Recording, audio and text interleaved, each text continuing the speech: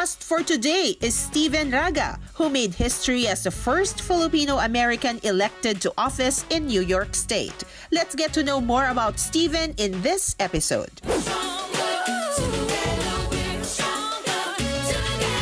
Hi, Steve. How do you feel becoming the first Filipino American to be elected in the 2022 U.S. midterm elections in New York? Thank you. It feels good. I have pride in our community who came together for the first time ever to vote in not just the general election in November, but also the primary in June, which is very important. So not only did we make history by becoming the first candidate to win a general election and make it official, we were also the first to win a primary election back in June.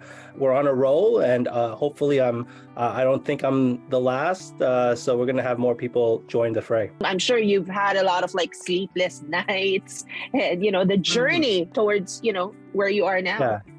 It's not sleepless, maybe 2 hours, maybe 3 hours, because you're going to pass out eventually. But we have a really good team. It's an all volunteer team, from the campaign manager to the people on the field knocking the door. It's very people powered, and we wanted to keep it that way. Majority is also Filipino, for the first time getting involved and seeing what politics looks like in New York, because it's not just different being in the US and from the Philippines. It's different campaigning in New York than New Jersey, than California. The rules are different, right. And that's why it's been so long and we've never had a Filipino elected in any level of government in New York, but we've had in other states.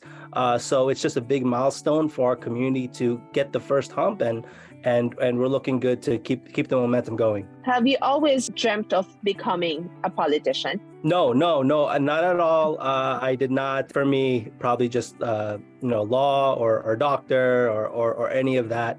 I think that I was very heavily involved in the Filipino student associations here in the U.S. I was a president of the campus organization Stony Brook.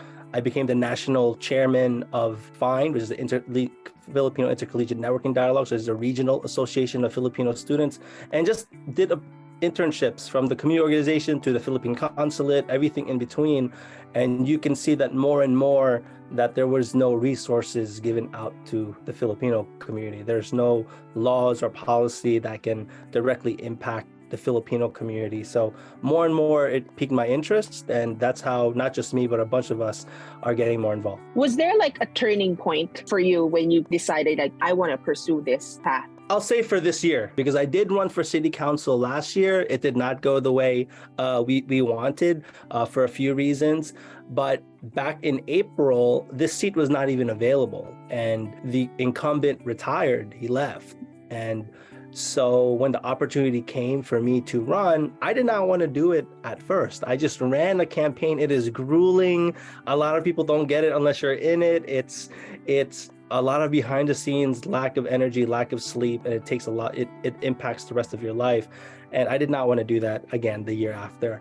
I had a former supervisor of mine, a boss of mine that I respect and I see as a mentor. And I asked her, hey, this is something I don't really want to do maybe right now. I know I'd be good at it, but it's maybe down the line. And she said, well, if this is something you would run for maybe in 10 years, sometimes you don't pick the time. The opportunity chooses you, and you have to throw your name in the ring now, or you might not have the chance again. And that's when I knew I had to go for it this year. Is your team comprised of Filipinos, or are there other nationalities as well?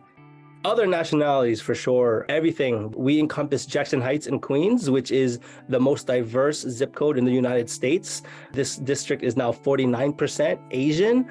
And so it's everything from Filipino to Nepali, Thai, Vietnamese, Chinese, Korean, Bangladeshi to Indian. That's just Asian. Then we have Irish, Portuguese, German, Polish, Russian. We want to make sure that we're very, very, very inclusive of everyone. And that's what we made the race about, making sure it reflected the community we live. Until now, there are cases of harassment and violence against Asian people. How are you planning on addressing this concern, given that you have this new platform? Well, everything that we can do to protect Asian Americans and help people feel safe no matter what background and make them feel safe in New York City. That's definitely a priority for us. I know a lot of Filipino Americans that have experienced this harassment or physical violence towards them, but have not reported it. So it's not in the statistics that people can reference because for a number of reasons, they're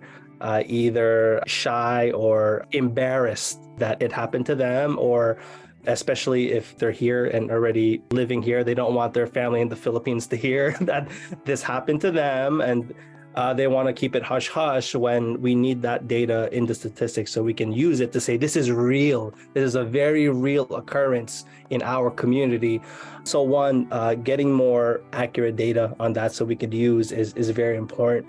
And also, if to some degree we can have it disaggregated so we know it's Asian, but what kind, because not just so we know to differentiate, but also if they are a foreign national, for instance, it's good to alert the embassies and the consulates of that individual. So that would be helpful to what I can do, or whatever I could do to support that.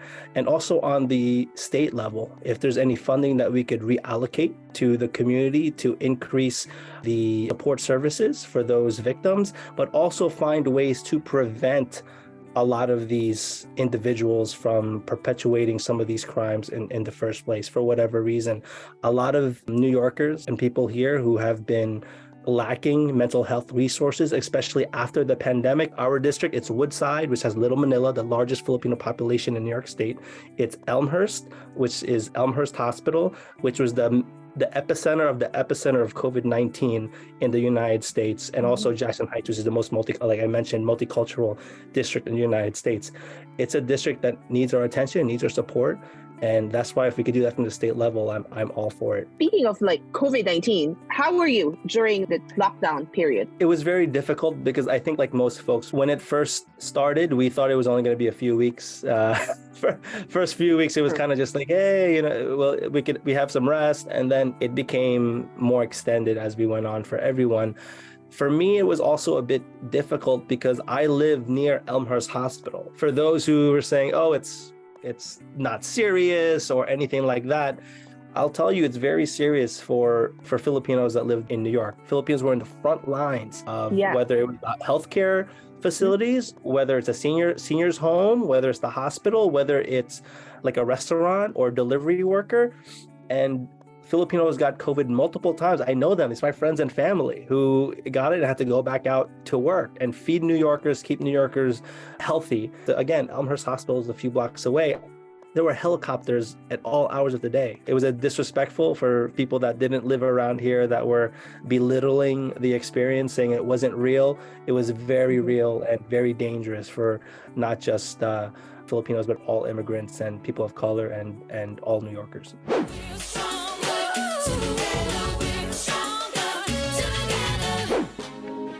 Kapuso, subscribe to GMA Pinoy TV and feel closer to home with our all-time favorite shows. Itbulaga, Bubble Gang, 24 Oras, and Kapuso Mo Jessica Soho. You can also enjoy award-winning news programs, documentaries, lifestyle shows, and many more on GMA Live TV and GMA News TV. GMA channels are available in the U.S. through various paid TV providers. To know more, visit gmapinoytv.com/subscribe or follow us at GMA Pinoy TV on social media. The past 2 years have been the time we spent making, baking, planting, renovating, laughing, adding, and trying. But no matter what life throws at us, there will always be something to lift our spirits and give us sparks of hope. We invite you to tell us your stories with shots and snippets of the things that helped you survive this pandemic. Send your snapshots and stories to PinoyInbox@gmanetwork.com and we'll feature them on our newest inspirational segment, Pockets of Hope, on GMA Pinoy TV.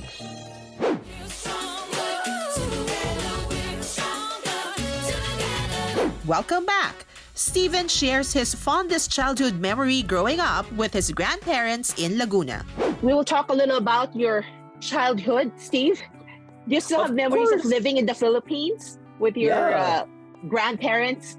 Yeah, of course. Yes, yes. I went to pre-K and kindergarten in San Pablo in Laguna. I spent a lot of time with both. My mom's side was in San Pablo, but my dad's side was in Lumban, both in Laguna. And then also I went to school and for a summer there at UP, and I worked at a law firm and an NGO there. So I've been back and forth quite a few times. What's your fondest childhood memory here in the Philippines? Oh, really? Honestly, I've been thinking about this. People have been asking me this, and that's how I know it's the right answer, because that's the only thing I think about.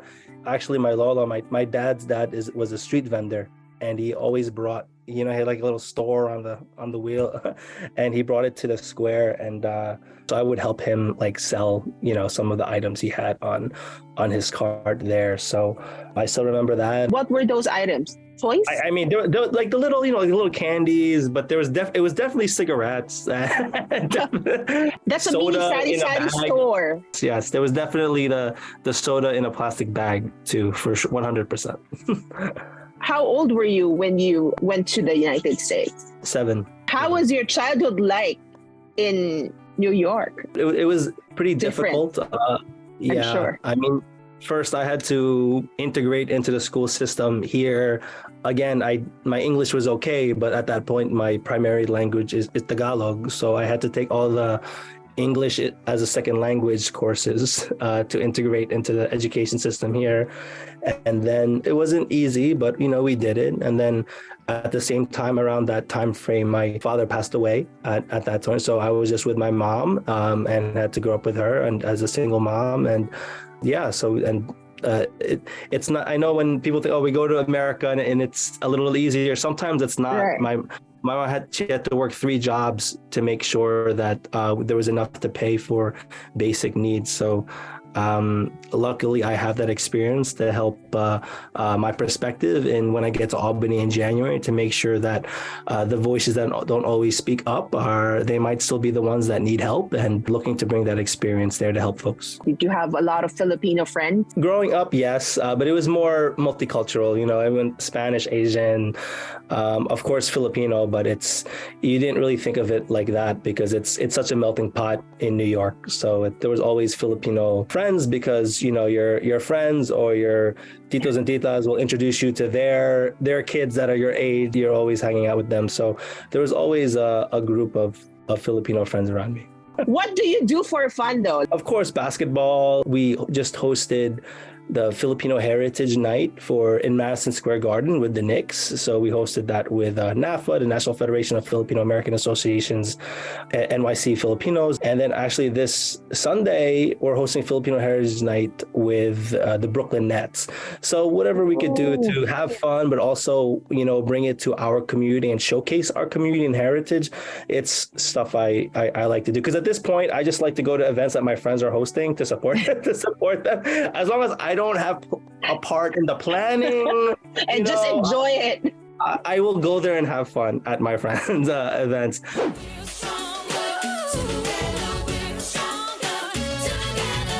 GMA Pinoy TV Stronger Together music is now available worldwide.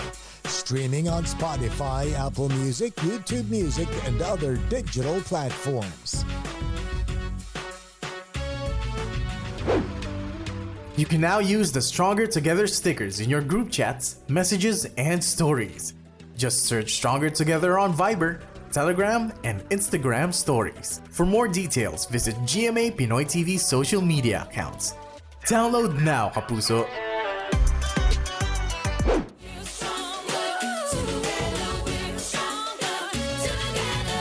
Welcome back! What are Steven's plans now that he is in a new position?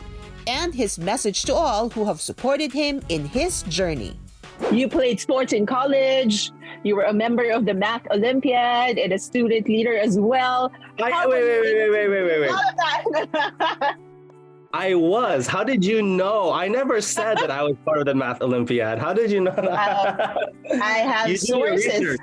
You do your research. How are you able to do all those things? I don't know. I mean, you know what it is? I think it's always, I'm around supportive people, and what I can do to help them, I support. What I can do, what they can do to help me, they support. And so whenever there's an opportunity, I make sure that I am part of it and just broaden my horizon. So yeah, I want to play basketball. I'll play with my friends, but if there's something that could also, exercise my mind, like a math Olympiad, that's something that, I like to devote time if time is there. So what's the next step for Steven? What are your plans now that you are in this new position? A lot. I think the responsibility for me is this is the first time in New York State that a Filipino individual is going to be making laws for New Yorkers. It's been a state for centuries, and this is the first time we're in this position. And so I want to make sure that I'm doing the job well. I'm doing it with integrity, with ethics.